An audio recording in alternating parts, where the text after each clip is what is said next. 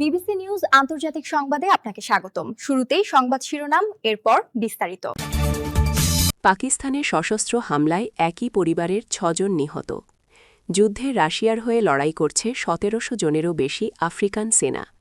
তাইওয়ানের কাছে জাপানের ক্ষেপণাস্ত্র মোতায়েন, চীনের সাথে উত্তেজনা চরমে।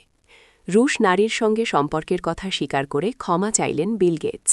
এতক্ষণ শুনছিলেন সংবাদ শিরোনাম, এখন বিস্তারিত। আপনি যদি মুসলিমদের পাশে থাকতে চান তাহলে ভিডিওতে লাইক করে চ্যানেলটি অবশ্যই সাবস্ক্রাইব করে দিবেন এবং কমেন্টে জানিয়ে দিবেন আপনার মূল্যবান মতামত। এখন বিস্তারিত। পাকিস্তানের সশস্ত্র হামলায় একই পরিবারের ৬ জন নিহত। পাকিস্তানের বেলুচিস্তানের কেচ জেলার বুলেদা তেহসিলের মিনাজ এলাকায় সশস্ত্র হামলায় একই পরিবারের ৬ জন নিহত হয়েছেন। এদের মধ্যে নারী ও শিশু রয়েছে। পুলিশ এ ঘটনার সত্যতা নিশ্চিত করেছে। খবর সামা টিভির। পুলিশ জানায়, দুর্বৃত্তরা একটি বাড়ি লক্ষ্য করে গুলি ছোড়ে এবং মর্টার নিক্ষেপ করে। হামলার পর তারা দ্রুত এলাকা ত্যাগ করে। নিহতদের নাম মুসলিম, মোল্লা ইউসুফ, ফাজিলা, গুলনাজ, চাঙ্গেজ ও জাহরা।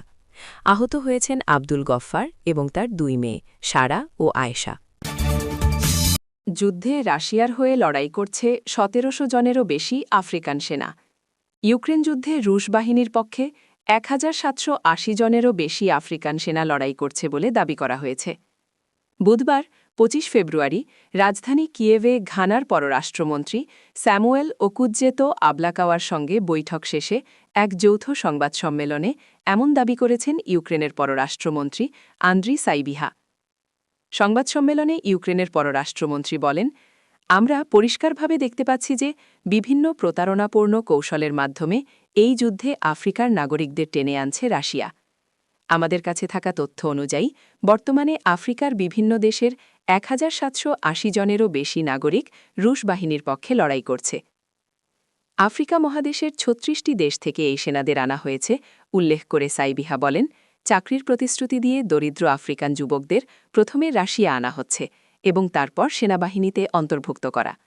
সাম্প্রতিক মাসগুলোতে বেশ কয়েকটি এমন ঘটনা ঘটেছে বলেও দাবি করেছেন তিনি। তাইওয়ানের কাছে জাপানের ক্ষেপণাস্ত্র মোতায়েন, চীনের সাথে উত্তেজনা চরমে। আঞ্চলিক ভূ-রাজনীতিতে উত্তেজনা বাড়িয়ে তাইওয়ানের মাত্র ১১০ কিলোমিটার দূরে অবস্থিত ইউনাগুনি দ্বীপে শক্তিশালী ক্ষেপণাস্ত্র মোতায়েন করার ঘোষণা দিয়েছে জাপান। জাপানি প্রতিরক্ষা মন্ত্রী শিনজিরো কোইজুমি মঙ্গলবার ২৪ ফেব্রুয়ারি নিশ্চিত করেছেন, ২০৩১ সালের মার্চের মধ্যে এই দ্বীপে ভূমি থেকে আকাশে নিক্ষেপযোগ্য অত্যাধুনিক মিসাইল সিস্টেম স্থাপন করা হবে। বিশ্লেষকদের মতে, জাপানের এই পদক্ষেপ চীনের সাথে দেশটির বিদ্যমান দ্বিপাক্ষিক সম্পর্ককে আরও সংঘাতের দিকে ঠেলে দিতে পারে। প্রতিরক্ষা মন্ত্রী কোইজুমি সাংবাদিকদের জানিয়েছেন, ২০৩০ অর্থবছরকে লক্ষ্য রেখেই এই সামরিক অবকাঠামো তৈরির প্রস্তুতি চলছে। জাপানের এই সিদ্ধান্তকে একটি পরিকল্পিত উস্কানি হিসেবে দেখছেন ভূ-রাজনৈতিক বিশেষজ্ঞরা। সেন্টার ফর ইন্টারন্যাশনাল গভর্নেন্স ইনোভেশনের সিনিয়র ফেলো আইনার টাঙ্গেন মনে করেন, প্রধানমন্ত্রী সানাই তাকাইচির আসন্ন ওয়াশিংটন সফরের আগে নিজের অবস্থান শক্ত করতেই টোকিও এই সময়টিকে বেছে নিয়েছে। মূলত তাইওয়ান ইস্যুতে জাপানের ক্রমবর্ধমান সামরিক সংশ্লিষ্টতা বেইজিংয়ের জন্য একটি বড় উদ্বেগের কারণ হয়ে দাঁড়িয়েছে। ঐতিহাসিকভাবেই জাপান ও চীনের মধ্যে তাইওয়ান নিয়ে বিরোধ দীর্ঘদিনের।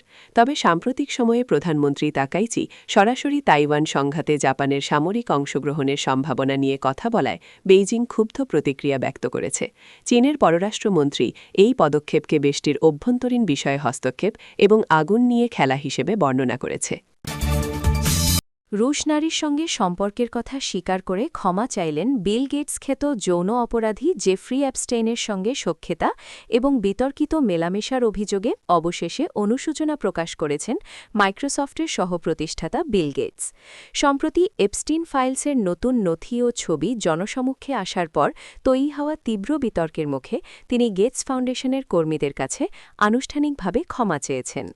বার্তা সংস্থা রয়টার্সকে দেওয়া এক বিবৃতিতে ফাউন্ডেশন মুখপাত্র এই তথ্য নিশ্চিত করেছেন। ফাউন্ডেশনের এক অভ্যন্তরীণ বৈঠকে বিল গেটস স্বীকার করেন যে এপস্টিন ফাইলের নথিতে উল্লেখিত 2 রুশ নারীর সঙ্গে তার ব্যক্তিগত সম্পর্ক ছিল। তবে তিনি জোরালোভাবে দাবি করেন ওই নারীদের সঙ্গে তার সম্পর্কের পেছনে এপস্টিনের যৌন নির্যাতনের শিকার ভুক্তভোগীদের কোনো যোগসূত্র নেই। যুক্তরাষ্ট্রের বিচার বিভাগ থেকে প্রকাশিত নথিতে এপস্টিনের সঙ্গে গেটসের একাধিক বৈঠক এবং অজ্ঞাত পরিচয় নারীদের সঙ্গে তার ছবি প্রকাশের পর এই নতুন বিতর্কের সূত্রপাত হয়। এপস্টিনের সঙ্গে সময় কাটানো এবং নিজের ফাউন্ডেশনের শীর্ষ কর্মকর্তাদের তার সঙ্গে বৈঠকে যুক্ত করাকে একটি বিরাট ভুল হিসেবে আখ্যায়িত করেছেন এই ধনকুবের। কর্মীদের উদ্দেশ্যে তিনি বলেন, নিজের ভুলের জন্য তিনি অত্যন্ত লজ্জিত এবং তার কারণে যারা বিব্রতকর পরিস্থিতির শিকার হয়েছেন তাদের সবার কাছে তিনি ক্ষমাপ্রার্থী।